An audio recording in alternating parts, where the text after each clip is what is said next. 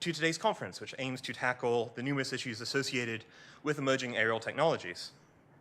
We have experts from academia, industry, government, and think tanks to address supersonic flight, flight sharing, and drones.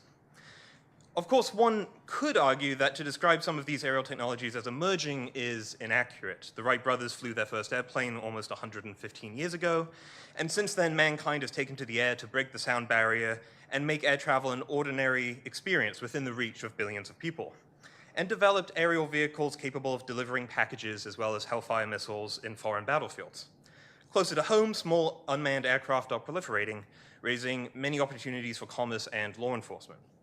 Unsurprisingly, entrepreneurs have taken to the internet to make air travel more flexible. Yet, while some of the technologies we'll be discussing today have been around for some time, I think it's fair to say that we're at an exciting time when it comes to developments and innovation in aerial technology. Despite these exciting innovations, many emerging technologies remain grounded thanks to regulatory uncertainty, legal opinions, and a lack of legislative action and imagination. In 1947, Chuck Yeager broke the sound barrier, and the supersonic Concorde was in operation from 1976 to 2003. Yet in 1973, the FAA banned overland civil supersonic flight. So unfortunately, supersonic flights, while a reality, mostly remain in their hangars. This is especially unfortunate as there have been welcome developments in supersonic technology. Boom Technology, a supersonic company, for example, is developing aircraft capable of traveling at twice the speed of sound. Many of us would appreciate shorter air travel times such developments can usher. FlightNow, a company that aims to connect passengers and pilots online, thereby allowing both to share the cost of travel, is unable to operate thanks to an FAA legal interpretation. Never mind that pilots and passengers have been using airport corkboards to do effectively the same thing for years. The Supreme Court declined to hear FlightNow's case involving the FAA, meaning that absent regulatory changes, it cannot operate. While many Americans are used to hearing about drones in foreign policy contexts, these small flying machines will become an increasingly common feature of ordinary American life, provided, of course, the right regulatory environment. Drones in the private sector have much potential, whether it's photography, package delivery, building inspection, architecture, conservation, and media. Yet despite the US being home to some of the world's best technology and best technology companies, Amazon tested its first delivery drone in the UK thanks to its relatively lax regulatory environment. Governments are also using drones. Although still relatively rare, drones will become an increasingly common feature of police toolkits. Police drones could be valuable for crime scene investigation, accident inspection, and search and rescue, but we should be aware of the privacy risks associated with police flying eyes in the sky. In addition, police will increasingly have to deal with criminals using drones. Police use of counter-drone technology raises all sorts of regulatory and safety questions that have yet to be satisfactorily answered.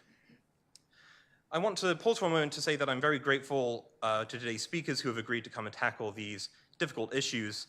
I'm especially thankful to those speakers from government agencies and departments. I know that coming to the Cato Institute can sometimes feel like walking into the lion's den, but I do look forward to learning from their expertise and insight. I invite you all to join the conversation by using the hashtag #AerialTechReg. And please do take this opportunity to silence or ideally turn off your cell phones. I suppose if you're live tweeting, silence is the best option. I'd like to remind everyone here that toilets are just around the corner on the ground floor. And our first panel is on supersonic flight and will be moderated by Caleb Watney from the R Street Institute, who will be joining us very, very shortly. Thank you very much.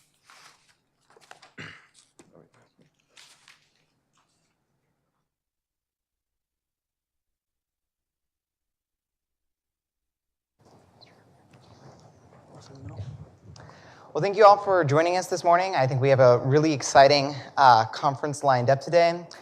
This panel is going to be focusing, as Matt previewed, on supersonic flight, and we have a really great panel set up today.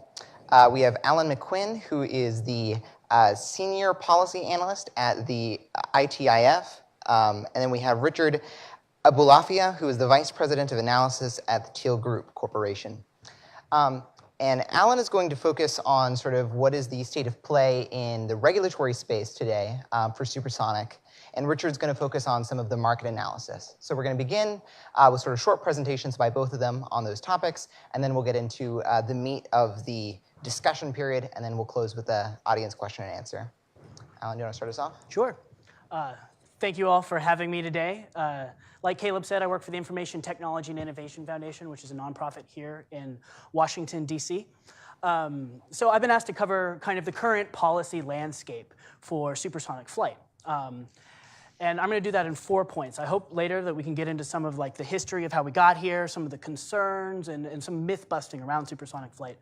But there are primarily 4 policy areas that we should focus on. The first is, as Matthew in the introduction announced, there's a current ban in the United States of supersonic flight over land, over Mach 1, which is the speed of sound. This was created in 1970, where the FAA used its authority under the Aircraft Noise Abatement Act to basically create a speed limit over land for all aircraft, unless you get special certification. The second one I'd like to highlight for you was recently announced by the FAA, is 2 rulemakings that will take place in 2019. So they announced them, and they'll come out hopefully next year.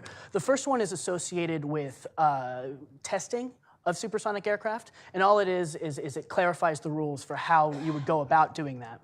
And the second one is associated with creating noise certification standards at airports, which is it's just a basic need for supersonic planes in order to be able to take off and land. Importantly, neither one of these rulemakings will lift the ban.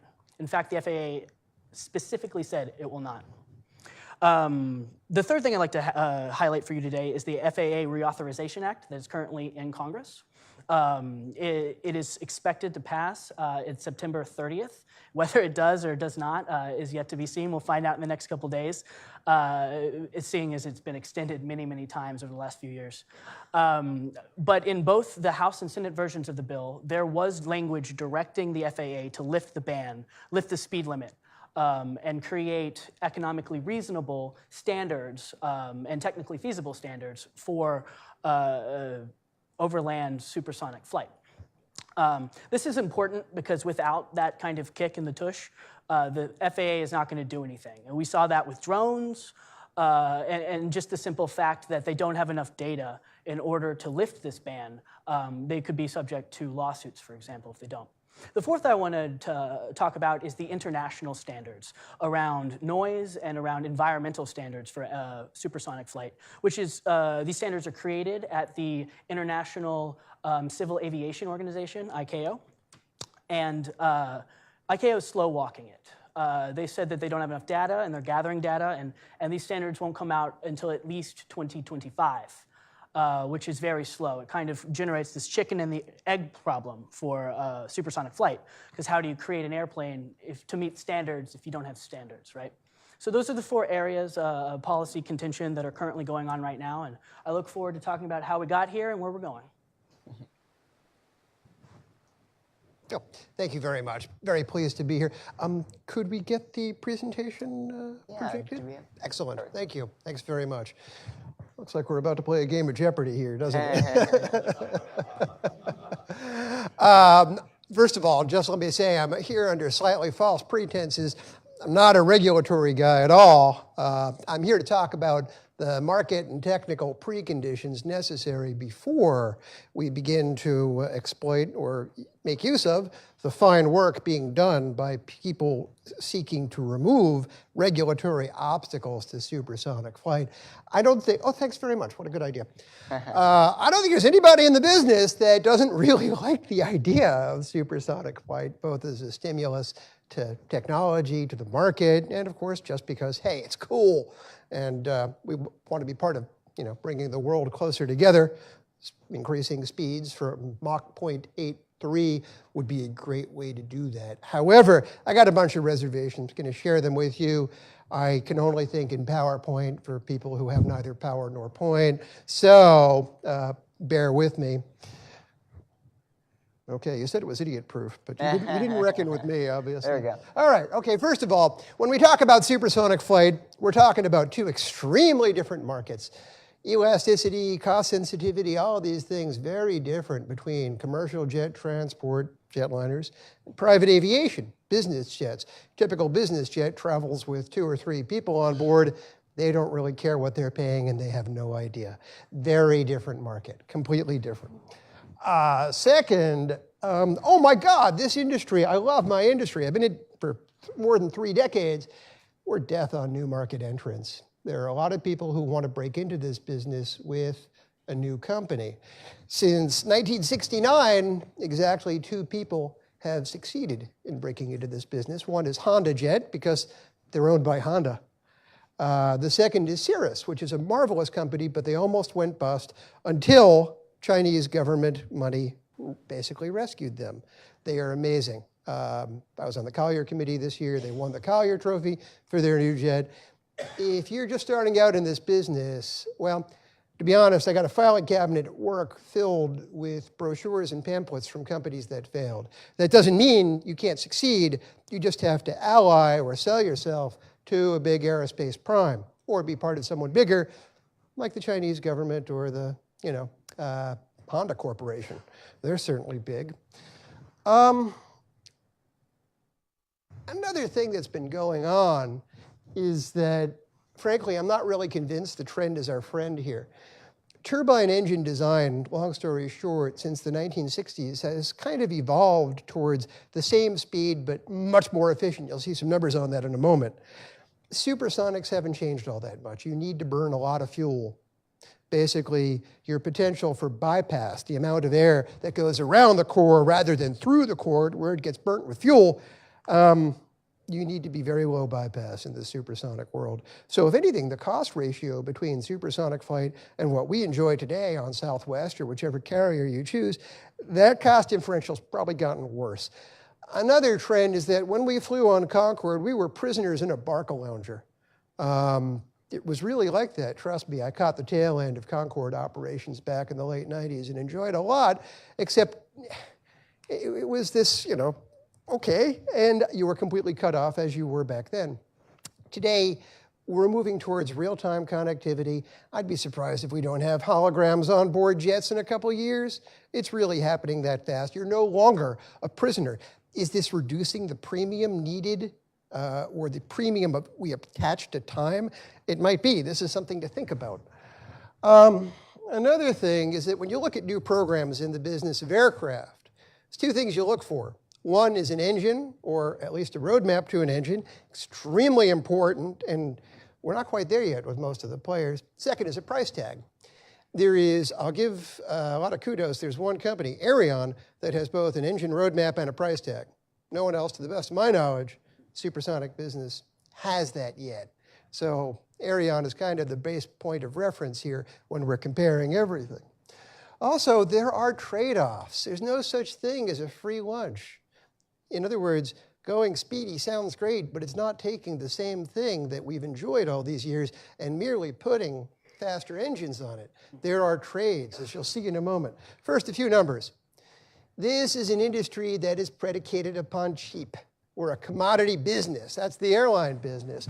1959 to very recently, yield, that's the amount of cash you crank out of each customer on a per mile basis, has gone from about 22 to about 5. We're really good at making ourselves cheap, and in large part, this is because of fuel burn reductions and new hyper-efficient engines. All of these hyper-efficient engines are massively unsuited for supersonic travel. Next, airlines are locked in a delicate balance between RASM and CASM. Cost per available seat mile versus revenue per available seat mile. If your cost goes above your RASM, your CASM goes above your RASM,